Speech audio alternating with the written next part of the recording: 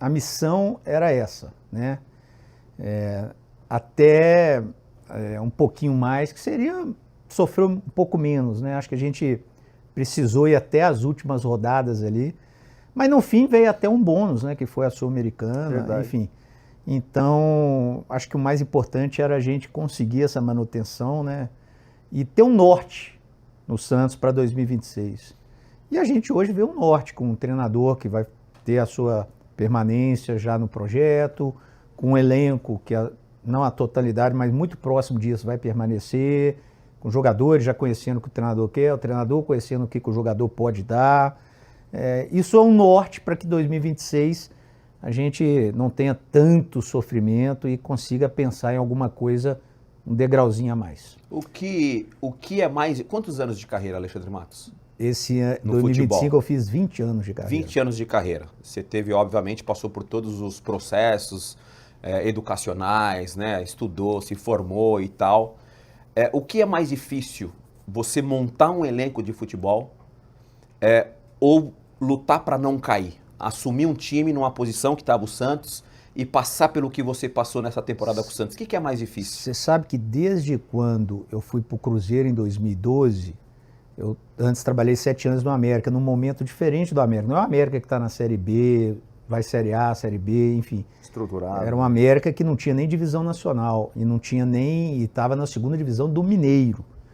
Então, assim, o América passava muito por isso, mas outro tipo de exposição, de cobrança, de pressão. Exato.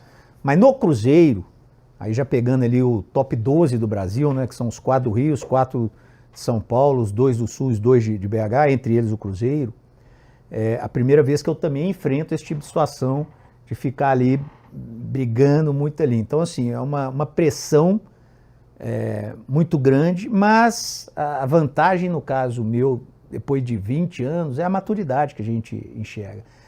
A gente consegue rapidamente compreender se realmente nós estamos no caminho para sair da situação, através do ambiente de trabalho, as relações humanas, os processos, o diálogo diário com o treinador, com os jogadores, com o presidente, observando um pouquinho o mercado, os adversários.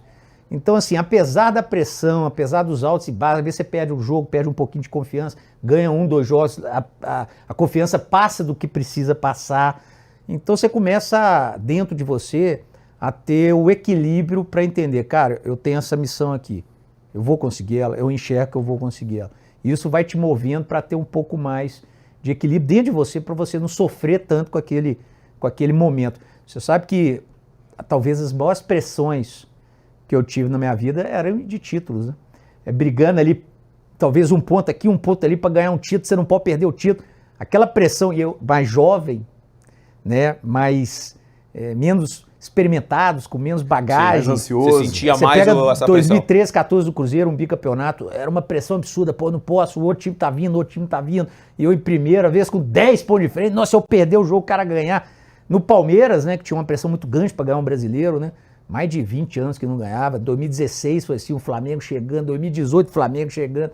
Então, assim, essa pressão me moldou para hoje enfrentar por título, por descenso, enfim, que é o que a gente procura fazer e eu faço com muita alegria. Esse ano você teve, digamos, essa dualidade, né? Porque você monta um Cruzeiro com investimento para disputar título e depois você é chamado na metade do ano, participa de uma janela em que o Santos ali precisava ser resgatado. Dá para fazer esse paralelo, né? E como é que vira a chavinha? Aqui eu preciso contratar para concorrer a título, aqui eu preciso contratar para salvar. Foi assim, o Cruzeiro...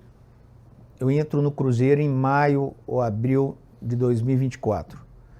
E era um processo claro de reconstrução, principalmente da reconstrução da autoestima, de torcida, de enterrar de uma vez por todas aquele ambiente de Série B, né? O Cruzeiro vinha de 3 anos de Série B. 3 anos. E o ano que o Ronaldo, sua equipe, muito bem, com muita competência, subiram o Cruzeiro. Então, eram 3 anos e 1 ano na primeira divisão, que é natural que o time briga para não cair como o Santos agora, e a maioria dos clubes é assim, tem as exceções, mas a maioria ainda sofre no ano seguinte, no caso do Cruzeiro foram 3. Então o ambiente do Cruzeiro era muito voltado em fantasma de descenso e tudo. Então, o ano de 2024 do Cruzeiro foi um ano muito de tirar isso de dentro do clube, que é gigante. O Cruzeiro não é para ficar pensando se eu vou cair, não vou cair, não. É pensando se eu vou ganhar, se eu vou classificar para a Libertadores, se eu vou conseguir avançar e assim vai. Em 2024, era um ano de afirmação que o projeto era feito para aquilo. Então, teve uma mexida muito grande no Cruzeiro, né? E quando se mexe muito, é normal que você tenha muita oscilação. Começou o ano com o Diniz, e aí, por N fatores, optamos pela troca. Aí vem um treinador que nunca tinha treinado nenhum time na América do Sul, não só no Brasil. Nunca teve essa experiência, que é difícil o cara adaptar. Bom treinador, mas tem um processo de adaptação. Sim. Praticamente não conhecia o elenco, não conhecia a cidade, não conhecia os estádios que ia jogar, não conhecia os adversários que ia jogar. Tá falando do Léo Jardim? Sim. Então é natural que tenha uma oscilação. Você que achou o Léo Jardim. Como é que foi esse processo? Vou falar só para concluir. Sim. Então, era natural que tivesse um processo de oscilação. E nesse processo, aquele que está na linha de frente, ele passa um sofrimento hoje em dia com rede social, com cobrança. Parece que parece que tem que se valer de tudo para que se dê o resultado, senão não interessa. E o resultado no Brasil é o primeiro, né? Então, assim, o sofrimento foi muito maior do que há 5, 6, 7 anos atrás, estou falando pessoalmente. Sim, sim. E aí, quando o Cruzeiro, lá para o mês de maio para junho, chegou no seu ápice, que era ali primeiro, segundo de brasileiro, depois disso tudo, 4, 5 anos, um ano caiu, 3 anos Série B e um ano brigando para não cair. 5 anos de intensidade de coisas que não é do tamanho do Cruzeiro, foi a hora que eu falei assim, opa, fiz o meu papel. E o papel até mais do que o próprio título, que era resgatar o Cruzeiro e botar o Cruzeiro no lugar dele. Então, assim, eu não teria mais condição mental, de saúde mesmo, de contribuir naquele momento. Aí veio a opção da mudança para o Santos. Sim. Né? E aí a mudança de chavinha. Né?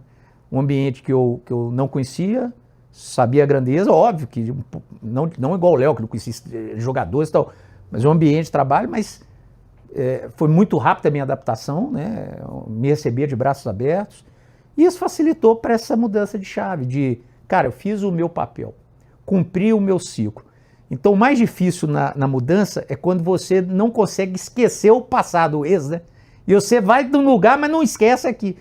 Quando eu vi que encerrei a minha trajetória aqui, para mim foi muito mais simples focar só nessa aqui e Sim. entender o que nós tínhamos de desafio imediato. Então, eu consegui mudar isso muito bem e acho que foi um ano duríssimo, talvez o mais duro da minha carreira, em todos os sentidos, profissional e pessoal, mas um ano que teve resultados que eu sei que vão ficar de legados, que nós temos que trabalhar, não é só para título, nós temos Sim. que trabalhar para legado. Eu tenho que ir nos lugares que eu já fui e os caras falar, pô, esse cara passou aqui e fez uma coisa boa aqui dentro. Esse cara está na história porque esse cara contribuiu nisso.